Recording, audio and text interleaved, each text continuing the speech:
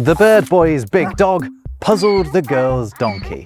That is perhaps the most mysterious sentence ever uttered in the English language. Why?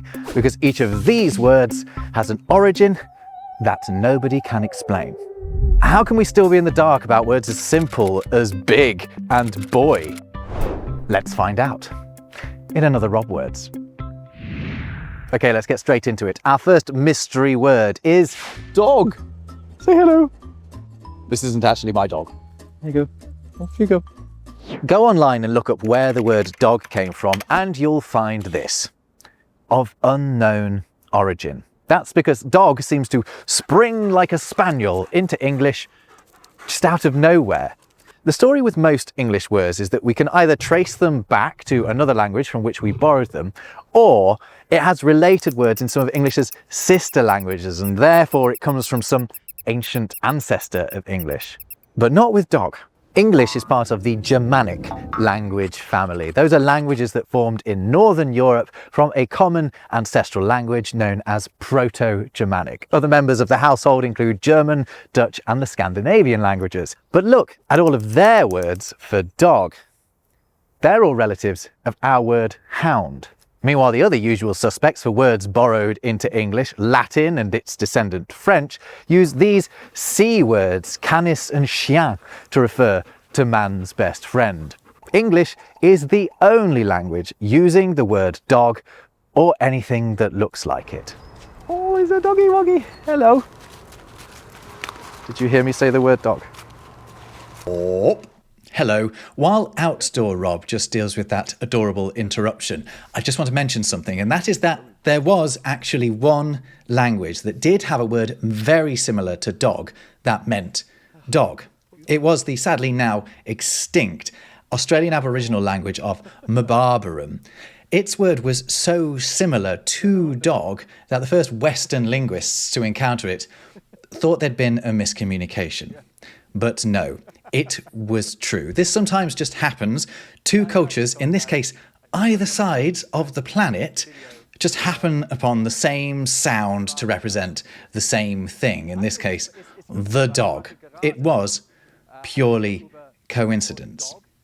It's not coincidence that there are, by the way, in some modern languages, words very similar to dog, usually to describe specific breeds of dog.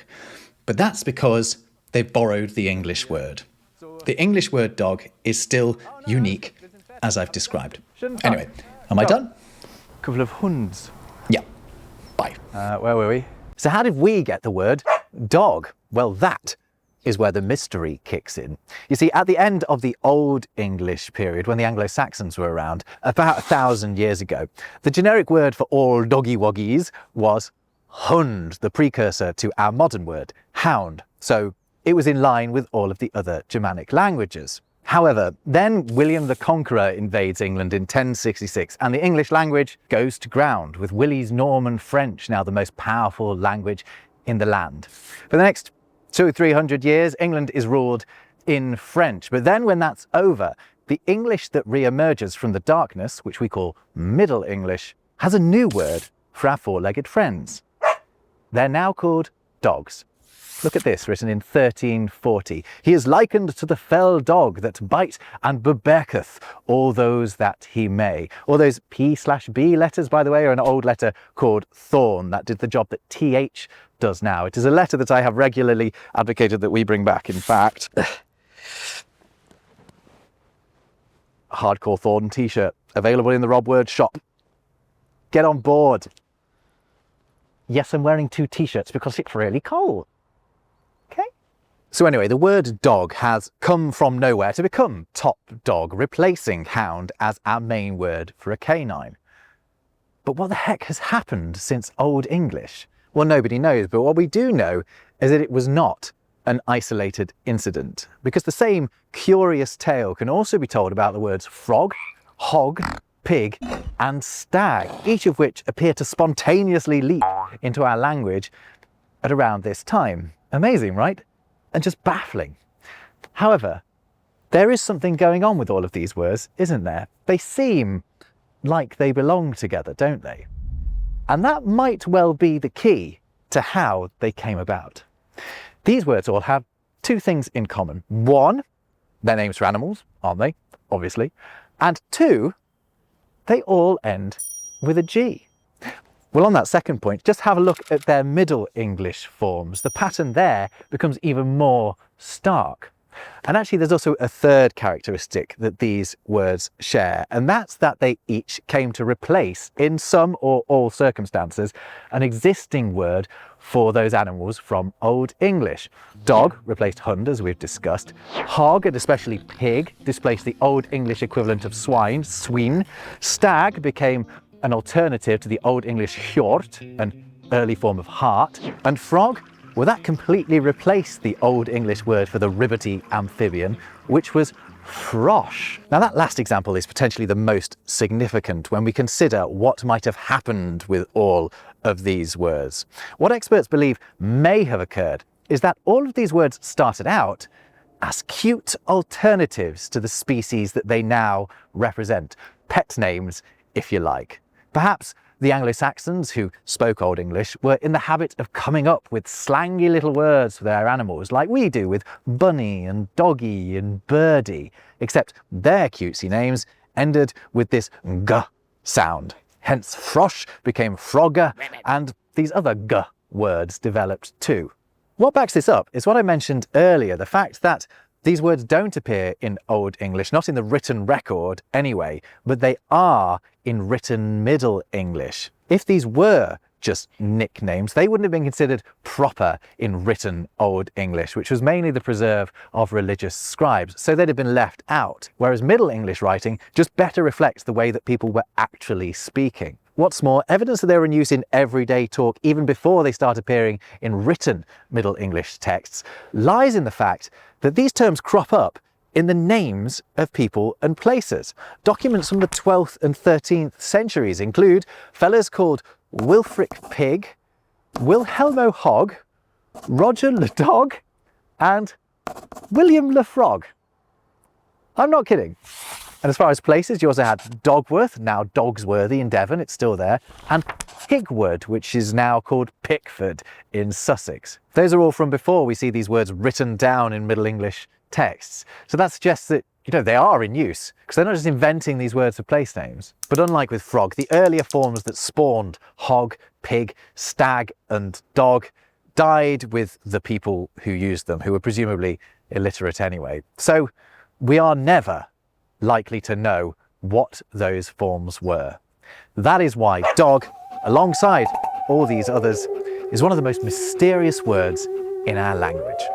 By the way, I don't know if you saw that scientists just announced they got a step closer to solving another dog mystery. Namely, when they started to take on their distinctive shapes and become distinct from wolves. Scientists analysed over 600 canine craniums from the past 50 millennia and concluded that dogs started to take on their own shape around 11,000 years ago.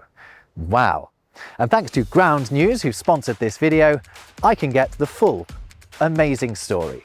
Ground News is a website and app that provides you with all the information you need to understand the news, such as information on where an outlet's biases lie and how reliable it is. On this story alone, it brings together over 30 articles from around the world, allowing us to compare the coverage. It tells us if a source is known to have a political bias and, most importantly, how trustworthy the source is. For example, the publication Science is marked as very high factuality, meaning I know I can go to that article and rely on what it has to say. I've been working with and using Ground News for a while now because I like what they do. I think it's never been more important to understand who your news sources are and whether they can be trusted. Ground News gives you all the tools to do that. If you want to get access to it, go to ground.news/robwords or use my special QR code to get 40% off the Vantage plan, which is what I have, and it works out at around $5 a month or whatever your local currency is. I say, give it a go. Let's get back to exploring some of the great mysteries of the English language. The next word, whose origins have baffled etymologists, is big. I mean, it's big. It's the word big. Like with dog, look at the words for big from around Europe and you don't find anything else like it. Neighbouring languages are using words related to grand, great or gross, nowhere near the English oddity that is the word big.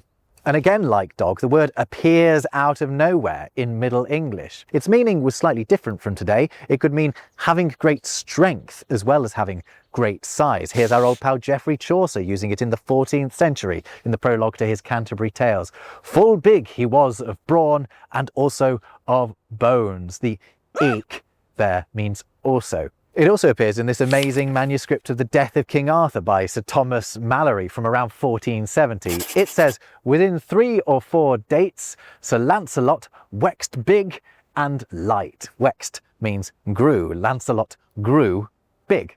The folk at Oxford say the word was mostly found in sources from the north of England, suggesting it was a dialect word that eventually caught on everywhere. But how the northerners came to start using it is unknown. Norwegian has a word, bugger, which I've definitely mispronounced. It can't be pronounced like that, surely. Anyway, and it means a mighty man. So it's a noun, not an adjective, but it seems like it should be related to that word big, right, which can mean mighty. But whether we borrowed that word from the Scandinavian languages and it became big, or whether that word developed from the same source is unclear. Anyway, eventually big would itself expand to become our main word for something of substantial scale, our go-to counterpart for little or small. So now, I invite you to wonder, what word did it replace? Well, it's a word that we still use now, but only in a niched down way. Old English had the word Mitchell, or, depending on your dialect, muchel, the ancestor of our word much. And that was the word for big. But anyway, we've just discovered that Clifford the Big Red Dog is a big red beacon of English's eccentricities. But there is another towering figure from popular culture who also stands testament to our language's greatest mysteries. Hi everybody, it's Cleveland Bird! That's right, my oversized avian friend, because after dog and big, we need to talk about bird third. The first thing to point out about the word bird is we're getting it wrong. It should be brid. Look at all of these early versions of the word. It's brid. And now I mention it, we're making the same mistake with third. It always used to be thrid, which makes a lot more sense, doesn't it, given that it's derived from the word three, not from thir. Both bird and third have gone through the same process called metaphysis, a fancy word for when letters swap places. But the most interesting thing about the word brid is not how it was spelt, it's what it meant. The word has no corresponding form in any other Germanic languages and appears spontaneously during the Old English period. However, it didn't mean just any feathered thingy with wings like it does today. It meant specifically a baby bird. Check out this quotation from over 1,000 years ago. So it's in Old English. Oft se jo brodia hen, to sprat hura furthera, and the bridas gewurmeth. In modern English, it says, often the brooding hen spreads her feathers and warms the birds, the bridas. But it's not referring to just any old birds. It's referring to the hen's chicks. Bridas are little birds. Some reckon another word in that quotation may hold the key to where the word bird came from, brodia or brooding. Perhaps bird comes from the same source as our words brood and breed. It would certainly explain the spelling with the R first, wouldn't it? To my mind, that theory is also backed up by the fact that the word bird was also sometimes used to refer to the young of other species. Check out this quotation from as recently as 1500. A serpent had made his nest and brought forth his briddies there. So in this example, briddies or birds are snake babies. Note that those also come out of eggs though, don't they? But there is no certainty behind the idea that birds were originally broods, with etymologists saying that the difference in vowel sounds there prevents it from being, a slam dunk. All we know is that the word bird took flight and soared to such heights that it replaced our old generic word for a bird, which was vogel, a word closely related to the modern German and Dutch words for bird, and which remains in the English language as the more specific term, fowl. Right, boys and girls, we're going to get into the mind-bending mysteries behind the words boy and girl in a sec. But first, we're not done with animals, because Are the etymological dead ends limited to birds, dogs, pigs and hogs? You bet your ass they aren't. The word donkey is another surprising entry on the list of words of unknown origins. It first turns up in a dictionary of words gleaned from the streets and dockyards of 18th century London, the notorious and quite brilliant Classical Dictionary of the Vulgar Tongue by Francis Grose. In there was the first appearance in print of the word donkey, defined as donkey or donkey dick, Dick is short for Richard, a he or jackass. Grose then explains that the word perhaps comes from the animal's don-like gravity, but modern etymologists aren't convinced. Their best guess is that the word started out as a cute form of the name Duncan and was donkey, and that Grose only spelt it the way he spelt it to reflect the spelling of monkey. Now that theory makes sense because you have a rich history of naming these helpful companions after fellas. You not only have the jackass and the donkey dick, stop it, but they've also been known as Neddies in the past as well, which comes from the name Edward. But like I say, that's just a best guess as to its origins. It's amazing that we don't know, given that it has become our main word for the animal that we, for over a millennium, just called an ass. Posterior postscript. The words ass meaning donkey and ass meaning bottom are not related. In Old English, the cute little equid was known as an assa, whereas your butt cheeks were your ass. That word would become arse, and through a much, much later regional variation in pronunciation, ass. So we Brits aren't just being fancy when we say arse. Arse predates your ass by about 1,000 years. Now, oh boy, are you going to like our next etymological mystery. It's the word boy. When boy first appears in the written record, it means a servant.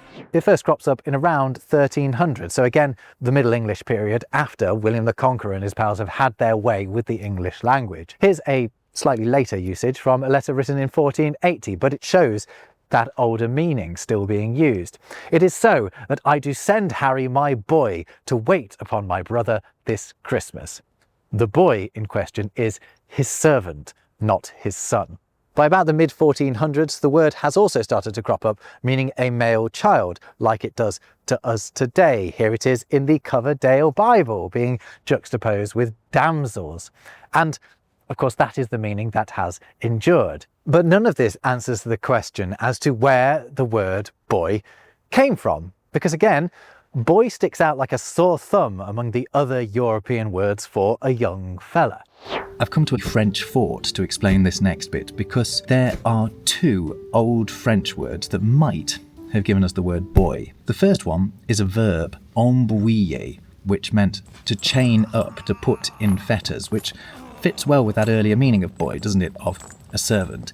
It's possible that in French-speaking England there was a variant of that, which was embroyer, and that over time that got dropped and you just got boyer. So someone who had been put in fetters would be boyer, and in turn, in English mouths, that becomes boy. That's theory number one. Theory number two surrounds this other old French word, which was boyasse, which meant a female servant. Now that's significant because the word boy traditionally always meant a male servant, even when it meant a servant. So how could that word boyasse, meaning a female servant, get to the word boy, meaning a male servant? Well, the theory is that English speakers thought the ass at the end of boyasse was a feminine suffix, like the s at the end of a lot of other French words. And so they manufactured a male version of that word. So you get from boyasse to the male version, boy. And that becomes boy. Two possible explanations, but no written evidence of either. Annoying. Hence, boy is on our list of words of origins unknown. But before you accuse the lads of letting the side down, let's take a look at the equally indefinable origin of the word girl. When girl first crops up at around the same time as boy, it just means a child, irrespective of gender. This is the first known written usage of the word from a poem written in around 1300.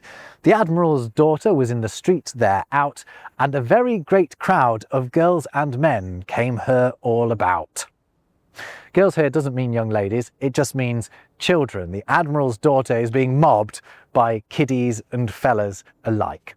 Around this time, if you wanted to refer to a female child, you would say gay girl, and a boy would be a knave girl.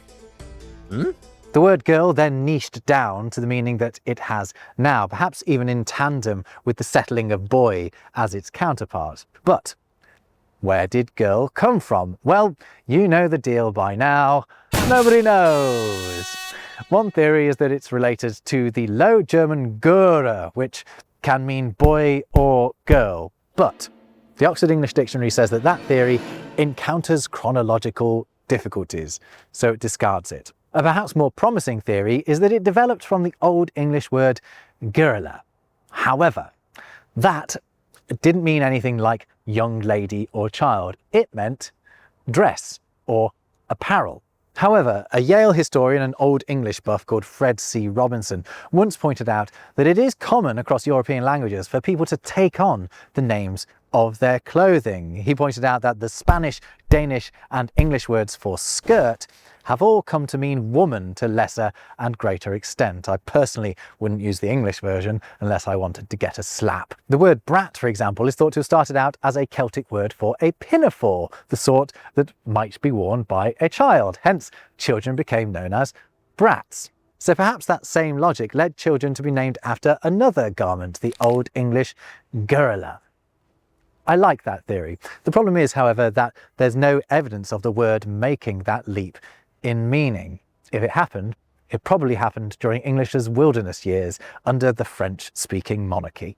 Right, we're almost done, but I want to leave you with one last word origin puzzle, and that's the origin of the word puzzle. Did you know that the idea of puzzling someone came before the idea of a thing called a puzzle? The verb predates the noun. But how the verb came about, no one can be sure. There are two main theories. One is that it's from the Old English verb puzzlian, meaning to pick out. It has relatives in other Germanic languages meaning to fiddle or to busy oneself. So maybe to be puzzled originally meant something like unsure what to do with yourself.